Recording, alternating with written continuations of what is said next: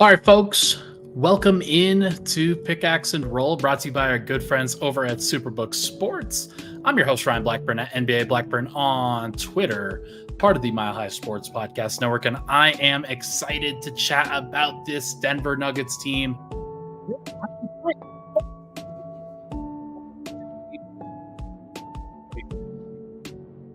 Champions. I wanted to keep this in. I was actually going through some previous folders of different things. Like I finally opened up the recap folder for NBA games, and the last one that I had done, obviously, was for the 2022-23 NBA championship game in Game 5, where the Nuggets actually won the title. So I wanted to keep that in, but hey, Denver Nuggets won their game. Sorry about that. I didn't realize that was playing through the speaker there. Yeah, so it should be a good day for everybody. How's everybody doing tonight? I hope everybody's having a great night. We are chilling here, going to have some fun chatting about Julian Strawther, have some fun chatting about Nikola Jokić, Jalen Pickett maybe. There's some other topics that we can get into, of course, but let me know down in the comments and in the live chat if you're interested, what you want to chat about for this game. What do you want to chat about for tonight? What I saw was a fun game from Julian Strawther. We'll get to him in the second segment. But if you are familiar with what I do for these recaps, usually I go through each of the starters, and then I go through the bench in the second segment, and just in general discuss what was good, what was bad, and try to keep things as structured and as regular as possible, just to make sure, hey, we're covering as many bases as possible for these, and I think it generally goes pretty well. So if you've got some comments, make sure to throw them out there, of course. Snowwolf says, it's always good to beat the Suns. I totally agree. Nuggets in 4, totally agree. And Cosmic says, Julian, Jalen, and Zeke showed out. We will get to Julian, Jalen, and Zeke in the second segment. I do want to talk about them for sure. But I think the most important place to start for this team is to begin with the starters, is to chat about where they are at. And we could either start with Nikola Jokić or we could start with Jamal Murray. Let's start with Jamal Murray because I thought he played a little bit better than Joker did tonight. Not tremendously better, but still a good sign that Denver had some good production from their starters. And you go by the box score, it was fine, nothing too crazy. Murray in 18 minutes had 12 points, 5 assists, 2 steals, 5 of 11 from the field, 0 of 5 from 3, made an and one against Josh Okogie with him in his airspace. Jamal was also a plus 12 in his minutes, and thought that what he provided in this particular matchup was pretty impressive. I think that that's going to be something that really sticks out. But another thing that I am interested in and curious about, Jamal staggered with the second unit, and I guess we could talk about that in a little bit too with those guys, but I thought the second unit looked really good with the unit of Jamal, Julian, Peyton Watson, or Justin Holiday. Both of those guys kind of played a little bit. Hunter Tyson, Zeke Nnaji. That lineup looked really good, and I thought that lineup did a lot of great things and has some utility for the Nuggets in this upcoming season. We'll see what actually happens, but thought Jamal played pretty well. His passing tonight was very, very good, and that continues to be something that stands out for me. He's just learned to become a much better passer in general, and that has been a nice trend for him, especially given what has usually happened for him and how he kind of grew up in this league. He was more seen as a scoring guard, as a 2 guard even, somebody who wasn't ever going to be a point guard. And he's developed that skill over the course of a long time. And 5 assists in the first half, 0 turnovers as well. Really good decision-making from Jamal Murray. And I think there were some missed shots that happened tonight as well. I think he could have finished it easily with 8 or 9 assists. And that would be a great sign for this team that, hey, Jokić doesn't have to create everything. Jamal can do some stuff too. Joker was surprisingly inefficient, I'll say. 18 minutes tonight. Kind of surprised that he played all 18. 18 minutes in the first half. Didn't play in the second half. 9 points, 4 of 11 from the field, 0 of 3 from 3. The 3-point shot will come back. That's something that he definitely only throws. And one of those was definitely a heave from 80 feet away from the basket. So take it with a grain of salt, of course, but 3 rebounds, 2 assists, 2 steals, 2 turnovers. Was a +1 still in his minutes. Yes, Bradley Beal, Devin Booker, Kevin Durant didn't play, and maybe Joker would have played a little bit harder if they had. Maybe matching up with Nurkic, he didn't really feel the need to. There's some good conversation between those guys on the court. I thought that was interesting. But it was nice to see him back out there. More than anything, it's just good to see the big fella. And I'm glad we got to have that opportunity tonight. I didn't know if the Nuggets would play him. I didn't know if they would play all of their starters or any of their starters. But when Michael Malone said that he would try to get those guys some run, that was important. I should also mention condolences to Michael Malone and his family. Passing of Brendan Malone last night, Monday night, I believe. And it's just very sad, very frustrating. Michael Malone has talked to Brendan Malone and what he has done for his life and done for his basketball career and his coaching career. Rip to a legend for sure. Brendan Malone died at 81 years old and was a giant in the industry for sure. He won the Tex Winter Lifetime Achievement Award as a coach and absolutely deserves a ton of credit there. And it's sad to see him go. But yeah, sorry about that. Nikola Jokic, he was fine. Nothing too crazy here. Matix says, my favorite part of the game was Jokic telling the refs about Nurkic committing a 3-second violation with such an exaggerated face. That is true. That was a funny moment of the game for sure. He gets the switch onto it might have been like Keon Johnson or some other smaller guard. Maybe it was one of the guards in the backcourt there, and he's just like gesturing at Yusuf Nurkic just right behind the defender who switched on to Joker. That was a very funny moment and very emblematic of Nikola. He's probably going to have more of those moments this season, probably because he feels like he's seeing the floor extremely well and is like, hey, come on, I'm waiting. Like, I'm going to try to score when he clears the paint, but he's not clearing the paint, and that's a 3-second call. So pretty funny to see, but also good to see that Joker is still very engaged and very interested in getting better in these moments. Justin Holiday, he started in place of Michael Porter Jr. I'm actually not sure what would have happened had Christian Braun been out there.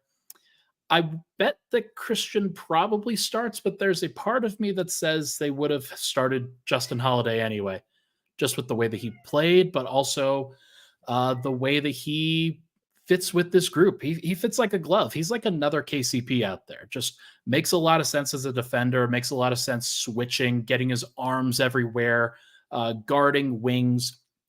In lineups where there's no other like real forward on the team that Denver has to guard, I love the idea of them deploying KCP and Justin Holiday at the same time because those two are veteran defenders. They know exactly what they're doing, and it feels like that capability and that level that a guy like Justin Holiday can get to will be very helpful for the upcoming season, whether it's in the regular season or the playoffs. So he just seems like a guy that knows what he's going to do, and Michael Malone's going to trust that for sure.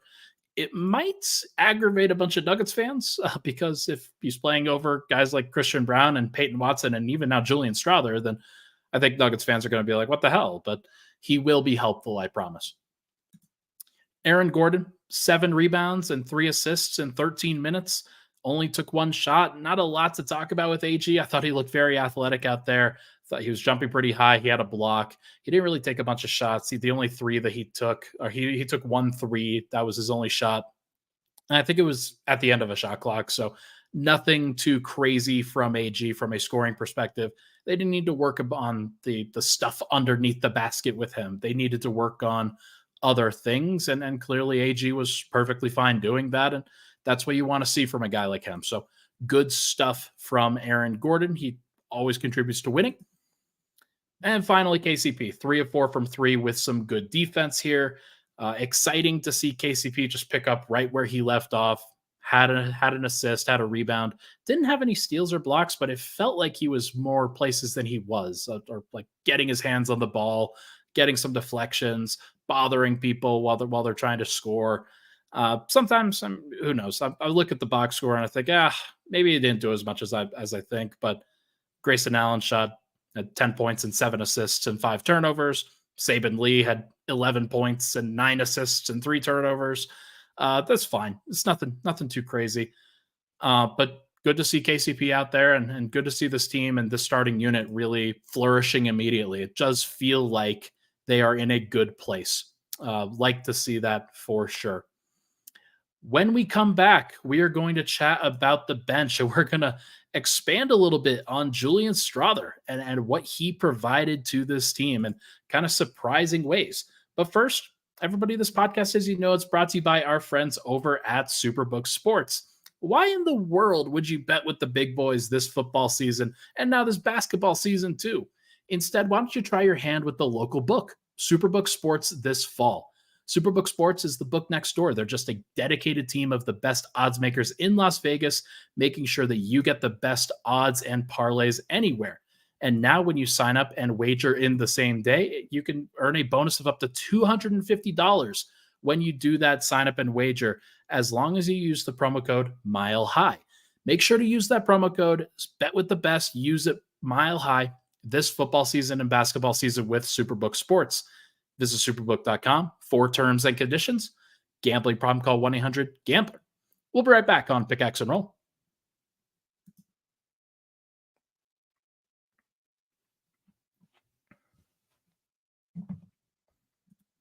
And we're back. Pickaxe and Roll. Ryan Blackburn here. Thank you so much, everybody, for tuning in. Appreciate all the love and support on the podcast as always. If you can, it'd be awesome if you could rate, review, and subscribe to the video down below. If you're watching on YouTube, if you're listening, thank you so much. A rating and review on the audio side of things would also go a long way. I've got a good old 4.9 on the ratings and reviews on Apple Podcasts, and would love to keep it that way. That's the thing I take pride in. People like the podcast when they tune in. All right. Casey Max says, I don't think the starters will play a lot of minutes in this preseason games. We know our starters are giving these guys, the other guys, to play to determine our bench lineups, and those are key. Yeah, no, I firmly agree. I think that probably the most important thing for this team is to identify what the rotation is going to look like. And they're probably not going to do a ton of staggering, but there will be some with Jamal. And I thought that tonight was actually a really good example of what it could look like in the near future. Let's look at the bench, and we'll focus on the bench standouts first. I want to go to Reggie Jackson because he did not have a great game. And I thought that this was the most interesting part of the game in that second quarter when he basically came in for Jamal at the 5-minute mark of the first quarter and then came out, and Jamal started the second quarter with the bench unit. That was a unit that featured Murray, Strawther, Tyson, partially Watson, partially Holiday, and then Zeke Nnaji. I thought that was a good group. Let's just pull up the numbers on, Jamal had a plus 12. Zeke Nnaji was plus 11. Hunter Tyson plus 7. Julian Strawther was plus 8 in this game. Reggie Jackson was a minus 5. And I think that there's a reason for that. I think he didn't play that great. Did have 14 points, went 5 of 11, 3 of 5 from 3, but had 4 turnovers, and I think struggled to kind of get the ball moving in the right direction. There were some good moments that he had, but some of the defense that he played, I wasn't really enthused by it. Although you can't really say great defense with anybody because, I mean, it's preseason and he's probably saving a little bit. He's 33 years old, and I totally understand that. But when there is pressure on this unit and when there is pressure on the bench to perform, Jamal can't play 48 minutes, and Denver needs another guy that can handle the ball. Maybe that is Reggie Jackson, but it also might not mean Reggie is the leader of that second unit a ton. Maybe he does what he did tonight and comes in for 6 minutes at the end of the first quarter, 6 minutes at the end of the third quarter, and Jamal begins the second and fourth, and you see where things go from there, and that he plays with the bench a lot when Jokić is out. I think that there's a reason to believe that could work. But it was interesting to see, and I'm glad that David Adelman did that. I think that there was some interesting data picked up from that. But let's go to the main storyline. Had y'all waiting long enough. Julian Strawther, 20 points, 5 rebounds, 3 assists in his debut with the Nuggets in his rookie season. 8 of 12 from the field, 4 of 7 from three. And it wasn't just that he made the shots, it was the way that he achieved getting those shots off. Not all of them were wide open. Not even most of them were wide open. A lot of these shots were rhythm shots, yes, but ones that you have to take. And if you make them, then you're a pretty damn good shooter. And these are shots that he's making, taking off screens, taking off pin down screens.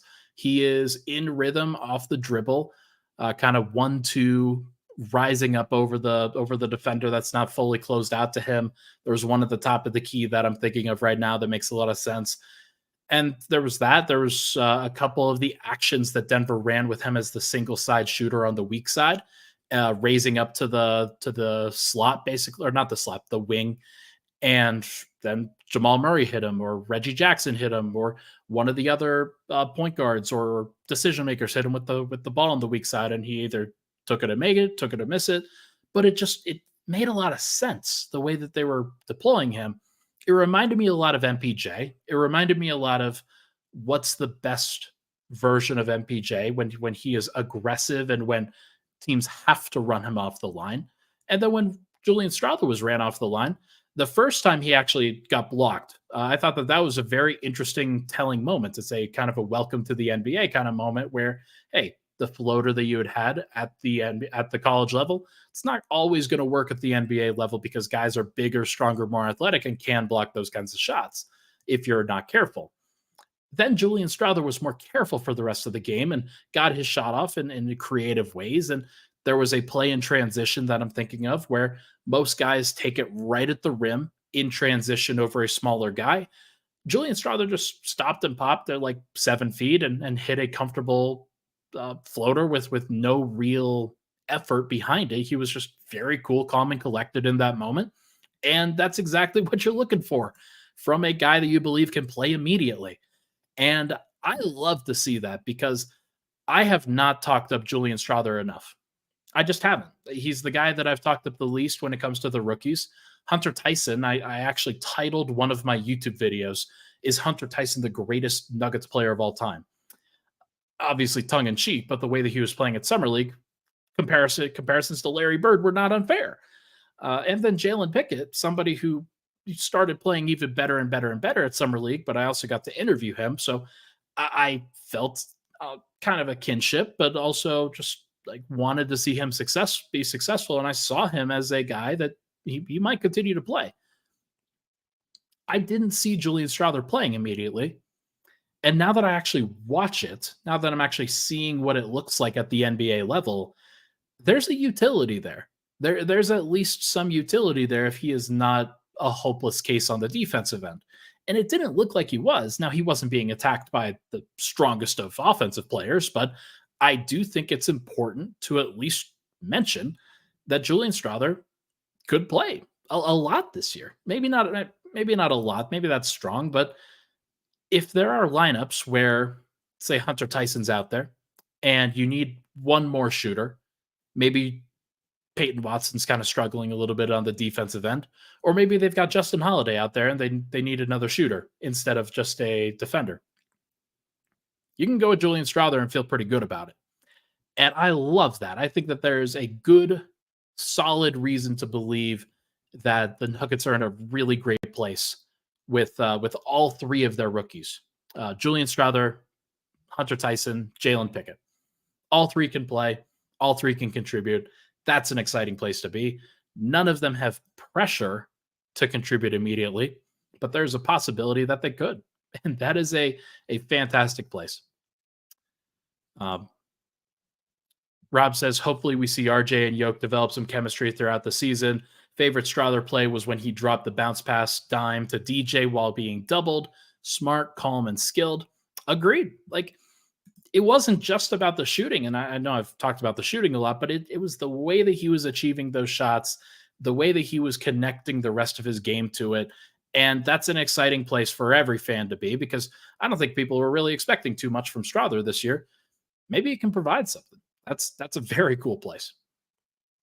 Let's go to Zeke Nnaji next, who I think also had a nice standout performance here. 17 points, 6 rebounds, also added 1 assist, 1 steal, 1 block, and was a plus 11 in his 21 minutes. And I keep mentioning that because sometimes it doesn't look perfect with Zeke. Sometimes a guy like Bol comes in and he makes some flashbulb plays, and man, did it look good for a while with Bol, and it looked like Zeke was being outplayed. Bol in this game, what did he finish with? He was a -7, 7 points, 4 rebounds, had a block, and some really impressive plays. But he was still -7, and there's a reason for that. There's a reason why a guy like Zeke and some of the things that you don't necessarily see get picked up in the plus minus, get picked up in the impact metrics, and he can play with guys like Jamal, like Julian Strawther, like a Christian Brown when he comes back, and like a Peyton Watson. I think these guys are all going to play pretty well together. And I'm not here to say that the bench is going to be this automatically like positive or even neutral bench. But if you get Zeke Nnaji to contribute and you get Julian Strawther to contribute and you get a lot of other guys, it starts to look a lot less daunting, a lot less dire. And there's, I think, some excitement there. Zeke obviously he was not a guy being hyped up out of training camp, not a guy being hyped up out of practice. They've talked about, hey, might be matchups with Zeke, might be matchups with DJ, depending on the game. I think it's better if they just go with Zeke personally. I really do. I think what Zeke is going to benefit most from is a runway where he can improve and get better and try to become the version of Jeff Green that the team needed him to be. And I think that there's a strong reason that he can do that. There's a strong belief that he could do that for me. Whether he actually does, we will see. But I do think that there is reason to believe. I'm already getting some converts here. Alejandro says my perception of the bench has moved from panic and worry to slight optimism. It's obviously crazy to be ready to declare the bench unit solved and fixed, but I feel encouraged, as everybody should be. Nobody's here declaring that the Nuggets are going to be a positive bench. That would be insane. but I do think that with the versatility of the players and the overall level of the players, I just think has increased over the course of multiple years. Like the team's good. The team is just very capable, and winning a championship does benefit you. Like just from a confidence and a knowledge and a poise standpoint, knowing that you can do what you're being asked to do. And there's a lot of confidence in that. So should be good to go. I mentioned Reggie Jackson. Hunter Tyson just couldn't buy a bucket today. I don't want to blame him too much. Like a 0 of 6 from the field, 0 of 4 from 3. Did grab a few rebounds and 2 assists and 1 steal, but he did play 30 minutes. And what I will say, look, he was a +7 in his 30 minutes. Did he contribute to that a ton individually? No. But there were some good moments that he had defensively. He had some good contests on the perimeter, also had some bad contests on the perimeter, some learning moments where he is battling, where he is maybe fouling a little bit too much. That's just going to be the process for most rookies. And I'm sure that Julian Strawther will have that same moment here coming up soon. And then Hunter Tyson will play great. That's just kind of the nature of this thing. So we will see what happens with Hunter, but give him a pass for this one. We'll see what he looks like in the next game if he does end up playing. Jalen Pickett too. I liked what I saw from Jalen Pickett. Only finished 2 of 5, 1 of 2 from 3. Only had a couple assists, but he did have a block. He blocked Bol because he is a smart post defender, and Bol is not a smart post player, despite the fact that he's like 7'17". Jalen Pickett +5 in his 17 minutes. Good production, good stuff. People don't realize that a lot of the guys that were playing, even in that fourth quarter, were players that the Suns are hoping will actually play in the playoffs. Guys like Drew Eubanks as a backup center, Yuta Watanabe, Keita Bates-Diop, Nasir Little, Eric Gordon. He didn't really play in the fourth quarter that much, but he's a guy that they're hoping for stuff. And I just think that there should be a belief here that the Nuggets are in a good place and what they provided was good, and there should be some optimism, despite the fact that, hey, there's some turnovers here or there. There's some things that they have to clean up, But ultimately, they shot 47% from the field, 37% from three, 86% from the line. That's some pretty good numbers. Uh, I don't have a ticker along the bottom for Peyton Watson, but I will just mention some great defensive moments from Peyton Watson today. 3 of 4 from the field, 2 of 3 from three, 6 fouls. And he had like 5 fouls in 12 minutes or something like that, 4 fouls in 8 minutes. And that is going to be a problem. That's going to be something that he has to figure out. And if he can avoid fouling, then there's going to be a lot of reasons to believe that he can make some major impacts. Like in 20 minutes, he had 10 points, a steal and a block, and 3 rebounds. That is fantastic. And if you get that for Peyton Watson consistently, you're feeling really good. They may not get that consistently, and there might be some ups and downs because that's just kind of the natural growth of a 21-year-old. But I do think in general that as long as Peyton Watson continues to provide the stable bench play that you're looking for, somebody who can like provide the energy on a consistent basis, the block that he had flying from the weak side to block a shot out of bounds, that was awesome. It's just a great, spectacular play. And he also had a couple nice moments where he generated a steal. And two, he also forced a turnover by forcing a bad pass when somebody was trying to pass around his arms. I think it was Eric Gordon who was trying to pass around his 7-foot wingspan and committed a turnover because of it. So there are reasons to have faith, not necessarily the best matchup and not necessarily the best debut. Would have loved to see what he looked like against Beal, Booker, and Durant, but I'm not going to complain. Nobody should really complain. It's good stuff, and there's plenty to take from this game and plenty of positives for sure. So I'm looking forward to seeing what everybody else says. Make sure to leave down in the comments what you're thinking for this upcoming game. But that's it for these notes. When we come back, I did want to wrap things up by chatting about the NBA GM survey, just kind of rattling off some different things that the NBA GMs put out today on NBA.com. We will get to that here shortly. But first, this message from Good Morning Broncos.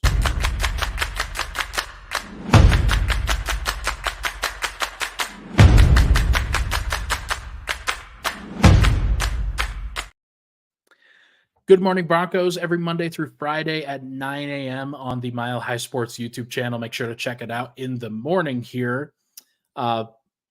Obviously, hope the Broncos find a way to win on Thursday night if you're hoping that they win. I know a lot of Nuggets or Broncos fans are hoping that they don't and hoping that they can do the full reset thing. So we'll see what happens. We'll see what they ultimately decide, but should be interesting to see.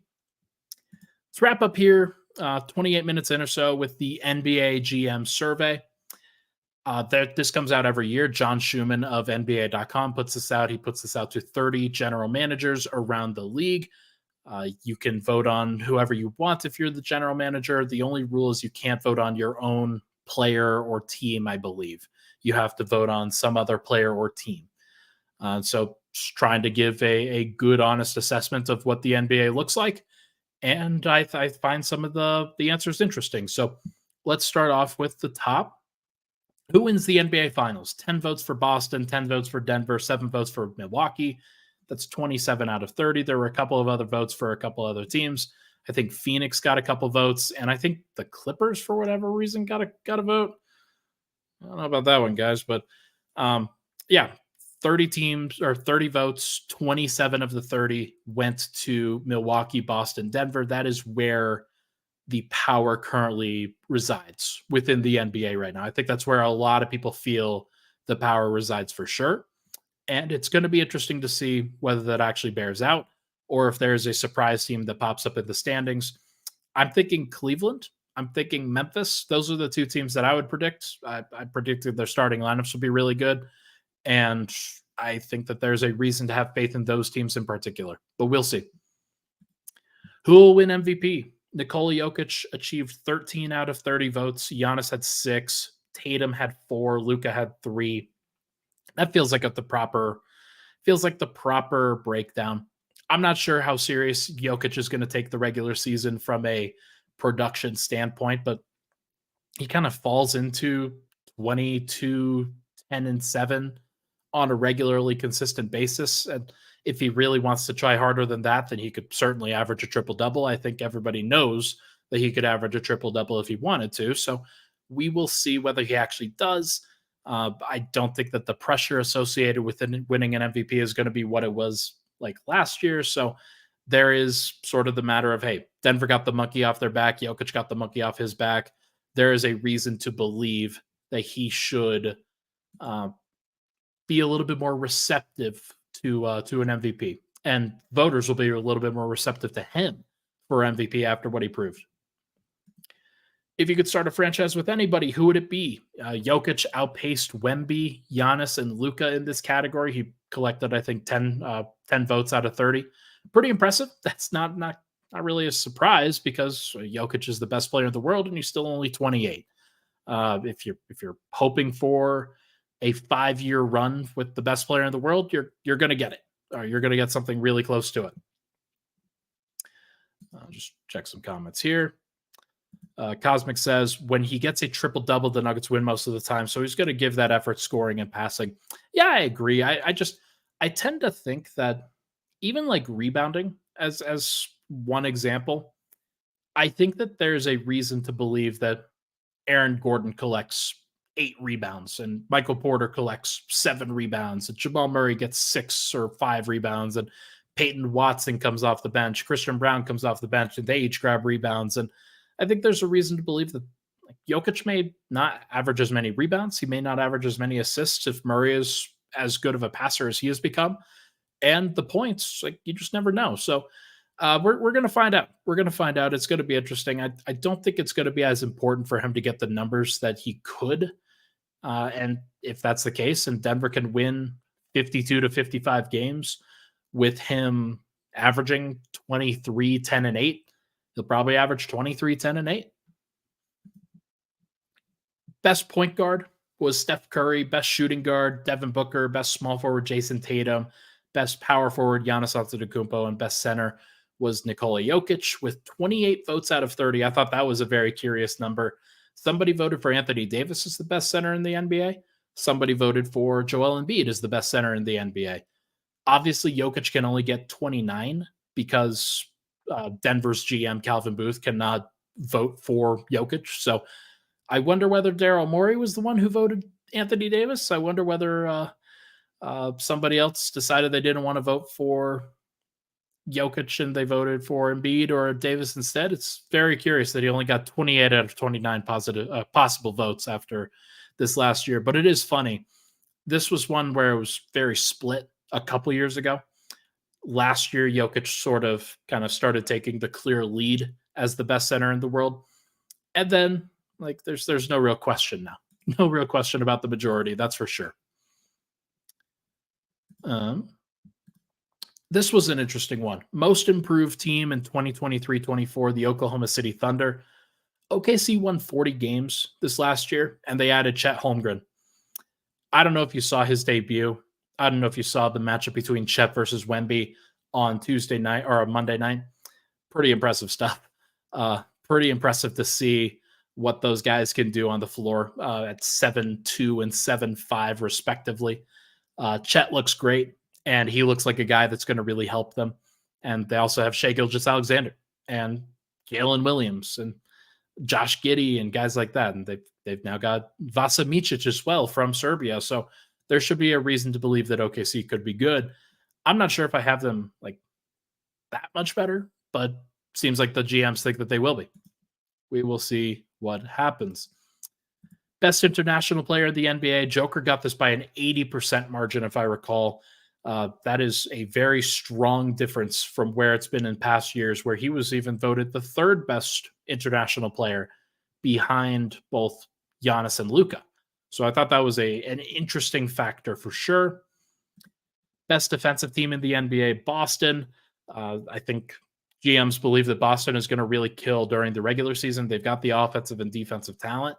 And if they are going to be the best defensive team in the NBA, if the Nuggets meet them in the NBA Finals, should be a matchup. Should be a pretty crazy matchup for sure. Couple miscellaneous things. Nuggets are the most fun team to watch, have the best home court advantage, and will have the best offense this year, according to GMs. those are pretty like I think they're connected in a lot of different ways. Denver's able to kind of turn defense into offense at home specifically, where they get out in transition. They love to get out in transition and dunk for the crowd, hit the open threes, things like that. That's a cheat code, especially when you've got Jokić as an outlet passer. But also, like the home court advantage for sure. They're a fun team to watch because they get up and down and they play the passing, cutting style. And then that leads to the best offense, which is just not a surprise to me at all. But should be fun. Couple more here before we get out of here. Joker, the best passer in the NBA and also the best basketball IQ in the NBA. Most of these, like this was often taken by LeBron James and Chris Paul, both of these categories. Kind of interesting to see that Joker has surpassed both of them.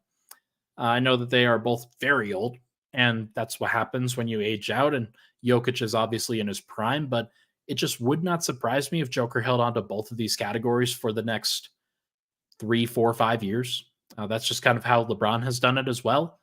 And until somebody else comes along and really proves that they're better, Joker's going to get this reputation now. Like he has the reputation for the highest basketball IQ, for the highest level of passing. And people see that. People see that and they credit him and they want to credit him. So maybe a guy like Luka could take that away. Maybe, I don't know, Tyrese Halliburton is somebody that I think people should watch out for. But between those two guys, I'm not sure if they could outpace Joker. And if they don't, Joker's going to hold on to this for a long time. So that's obviously very interesting to see. And last one here. Joker now considered the third best leader by general managers behind LeBron and Steph. This, I think, was the one that's taken the longest, but also the one that I think is pretty interesting. LeBron and Steph, obviously, they've been doing this for decades now. And LeBron decades, Steph decade. And having compared to those guys is a really, really impressive thing. Joker's leadership has often been questioned because he isn't the loud, boisterous leader. He's not the Kobe Bryant Mamba mentality kind of guy that a lot of people associate with leadership. But the way that he does it and the way that he brings everybody together and the style that he wants to play, the style that he believes is that's the best thing possible for the team, and that he continuously empowers everybody to do what they need to do in order to both shine individually, but also shine as a collective. That's great leadership. And I think he shows that by example. He shows that by now a little bit more vocally. And it's just a really great place for Denver to be with this guy because you never want to take him for granted. And when you see a list like this, when you see the GM survey where he's considered the best player, the best center, the third best leader, the best passer, most fun team to play, most fun team to watch, best home court advantage, best offense, things like that. It's just, you're never not going to be blessed if you watch Nikola Jokić, like what he does on a consistent basis and what he has shown to people on a consistent basis, especially throughout these last 3 years with a couple short-sighted playoff runs, but MVP caliber seasons, and then a dominating playoff run. It's one of the greatest 3-year stretches we've ever seen. And that includes like guys like Michael Jordan and LeBron James. Might be those guys, and then Joker. So really cool to see, and always important to take nothing for granted here. What Joker does on a consistent basis, unprecedented. So we will see what happens going forward. Thank you for tuning in past midnight. Got some people in here. Everybody that has been excited to watch the Nuggets and excited to check in after a preseason win. Thank you so much for sticking around. Thank you so much for tuning in. We will be chatting tomorrow with Vinny Benedetto over at the Denver Gazette. Really excited to chat with him about both this past game, but also some other topics about the Nuggets and covering the team that I think people will be very interested in. I am looking forward to it. Hope everybody has a great night. Hit that like button on the way out. Hit that subscribe button on the way out. We'll talk to you guys very soon.